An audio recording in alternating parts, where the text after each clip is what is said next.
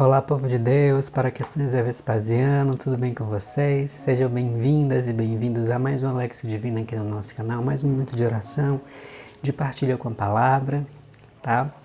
E duas coisas que a gente faz de praxe, tá? Fique naquele lugar que você sabe que vai te ajudar a rezar, que você vai, na medida do possível, fugir do barulho, para conseguir se interiorizar, para deixar com que a palavra possa te alcançar, tá bom? E outra coisa, não esquece de compartilhar já esse vídeo, vai encaminhando ele para outros irmãos e irmãs que você sabe que nesse momento em especial estão precisando de ouvir a palavra, de rezar, né, de se aproximar mais de Deus. E claro, você já pode pegar sua Bíblia e abrir ela no Evangelho de Marcos, capítulo 12, dos versículos de 18 a 27. Repetindo, Marcos 12, 18 a 27. Tá bom? Vamos invocar a Trindade Santa, pedir ao Espírito Santo de Deus, ao Pai e ao Filho, que nos ajudem a rezar, que nos levem ao seu seio, para que juntos possamos ser tocados e, ouvindo a palavra, nos tornar também palavra de Deus. Em nome do Pai, do Filho e do Espírito Santo. Amém. Vinde, Espírito Santo, enchei os corações dos vossos fiéis e acendei neles o fogo do vosso amor. Enviai o vosso Espírito e tudo será criado e renovareis a face da terra.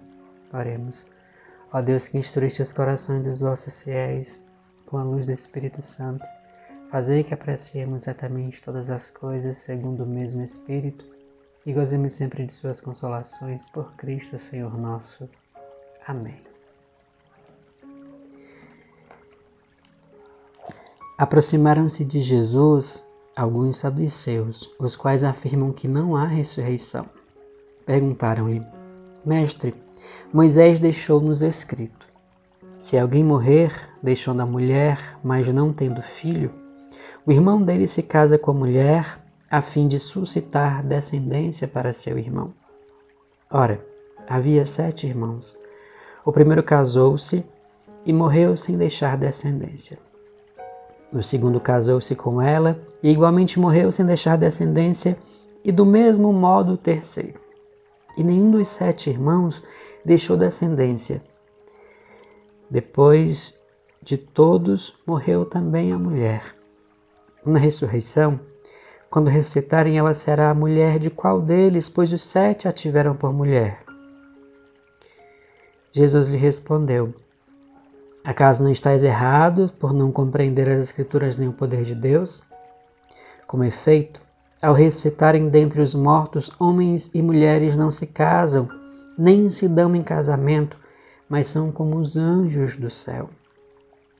E quanto à ressurreição dos mortos, não lestes no livro de Moisés, onde se fala da sarça, como Deus lhe disse: eu sou o Deus de Abraão, o Deus de Isaque e o Deus de Jacó? Ele é Deus não de mortos, mas de vivos. Estais muito errados.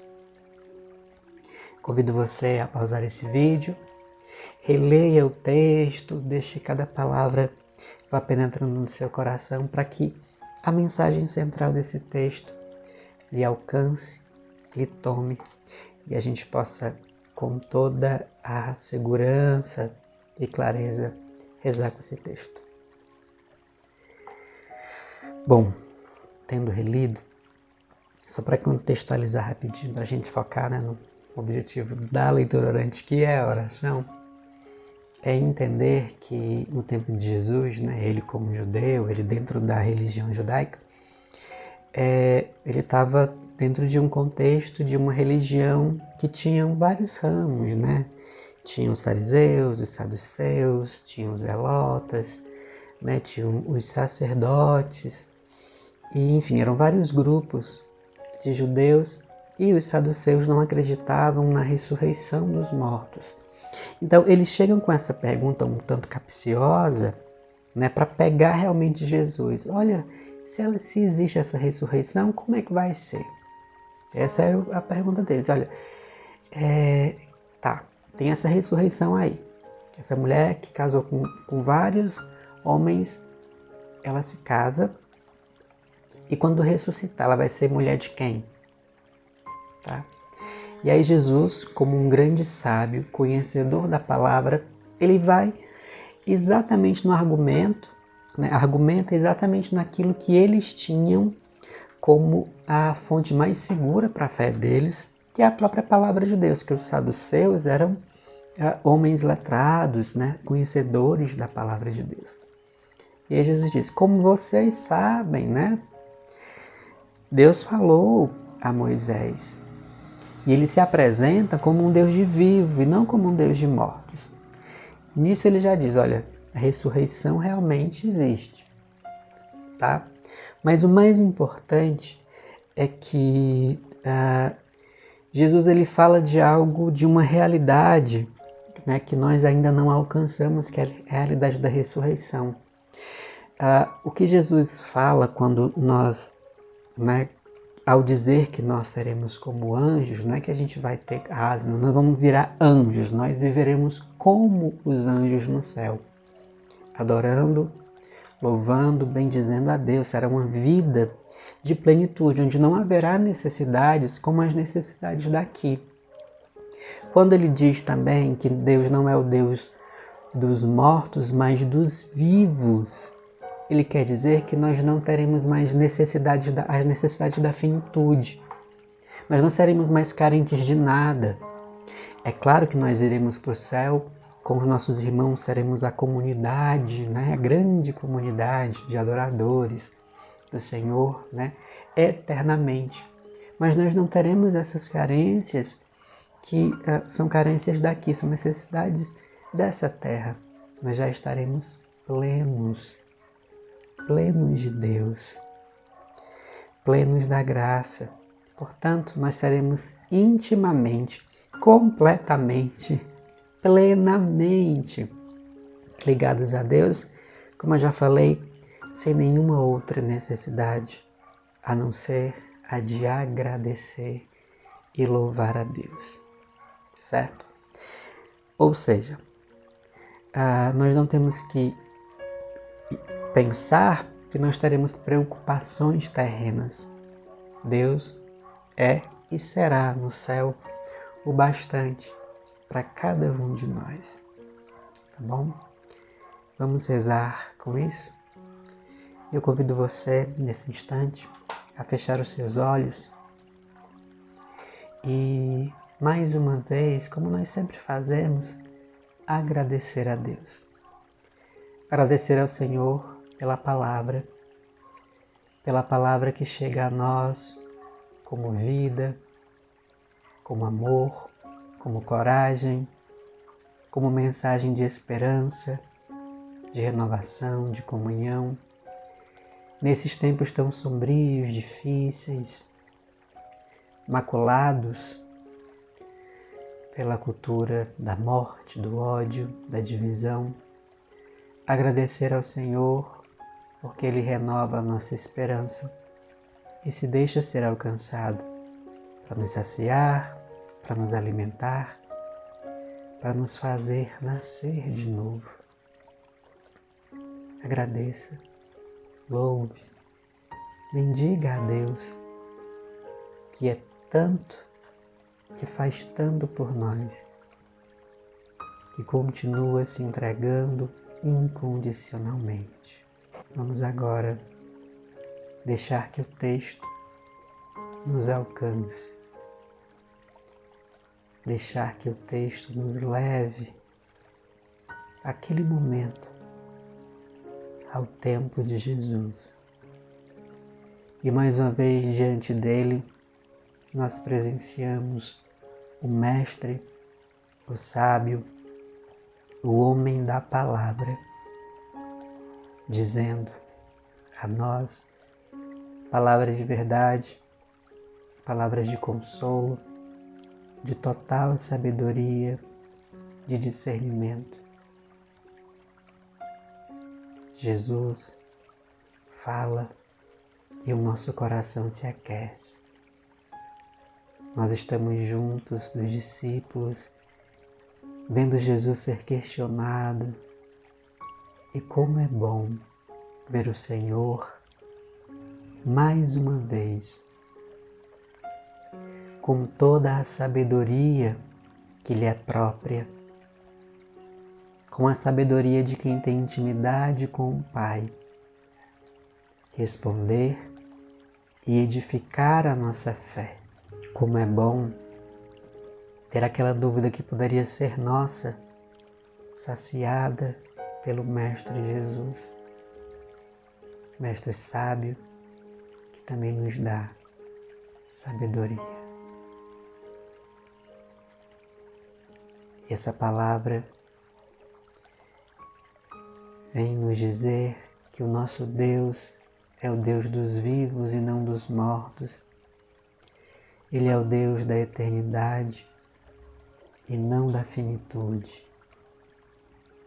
Ainda que Ele nos toque, nós, homens, mulheres, pessoas finitas,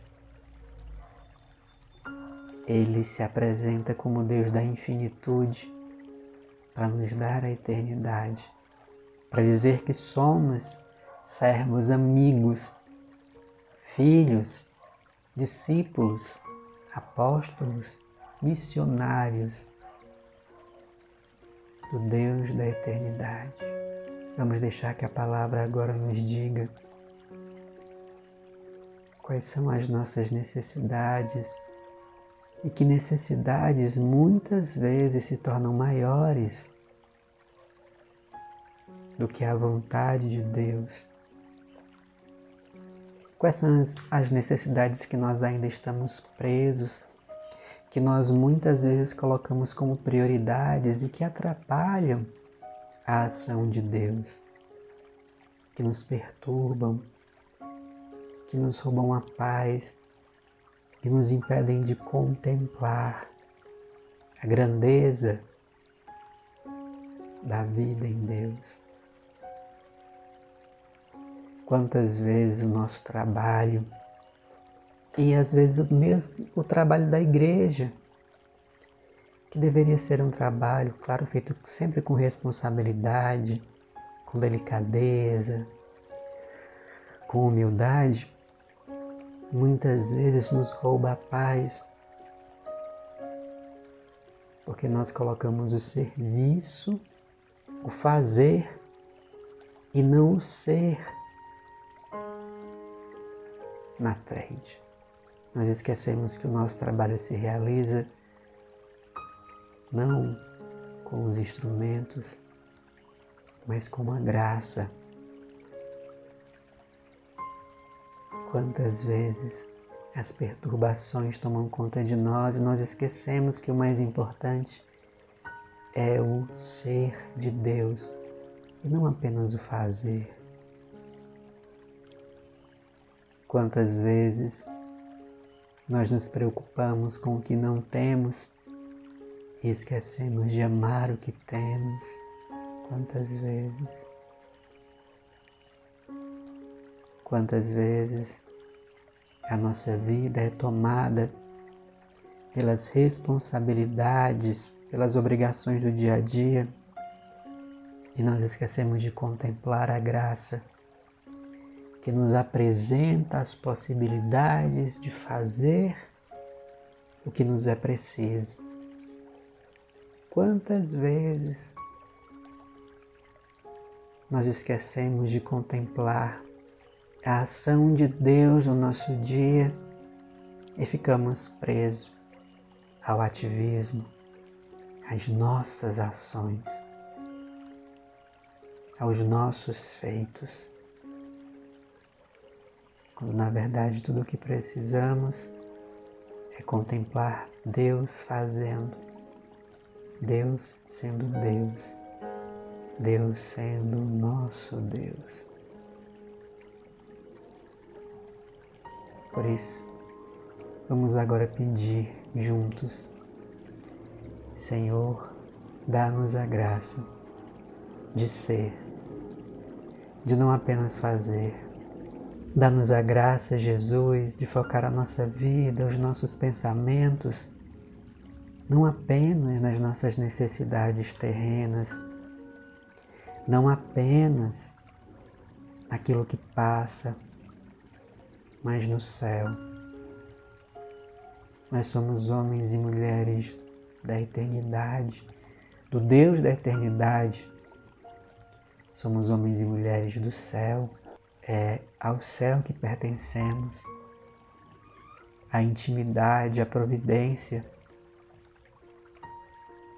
Nos dá a graça então de nos abandonarmos em Ti, Senhor, para em Ti vivermos a esperança, para em Ti, Jesus, sermos livres como quem tem a certeza de que em Deus tudo é possível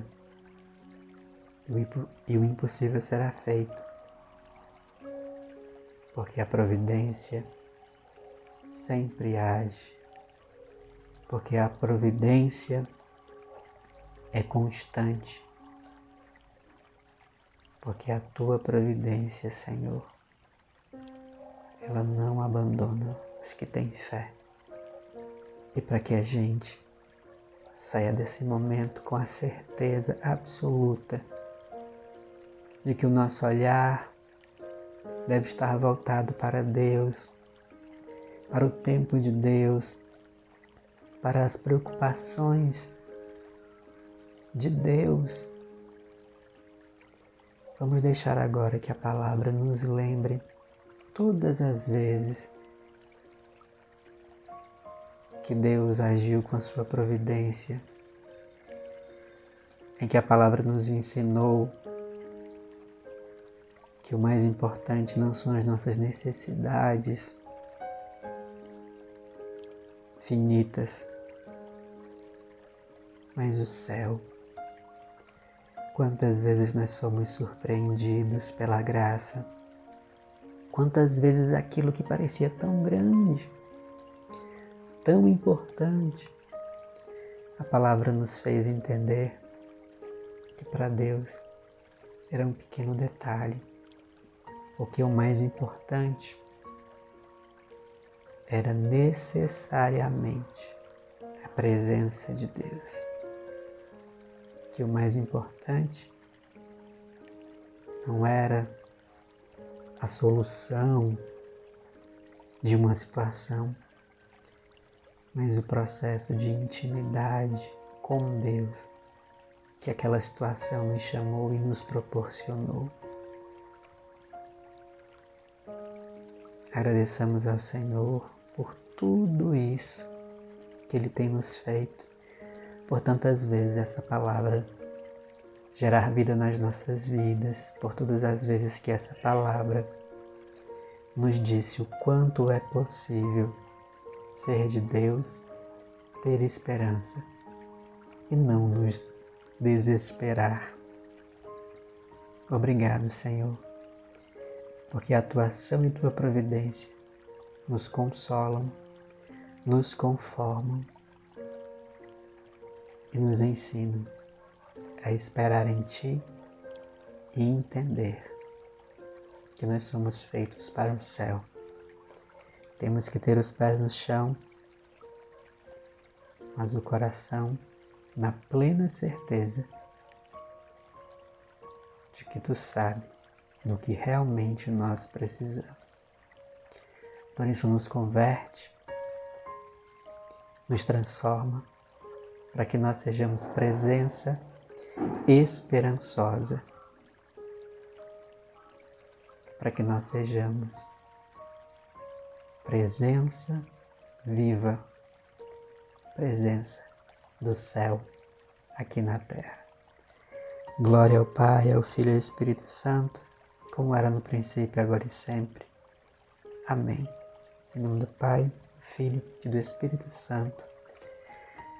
Amém. Bom, é sempre bom a gente aprender isso com a palavra, né? Não é que a gente viva com a cabeça no céu e deixe de olhar a nossa realidade, não. É olhar a realidade e saber que Deus sabe de tudo, Ele pode tudo. E nós, como seus seguidores, como seus filhos, né?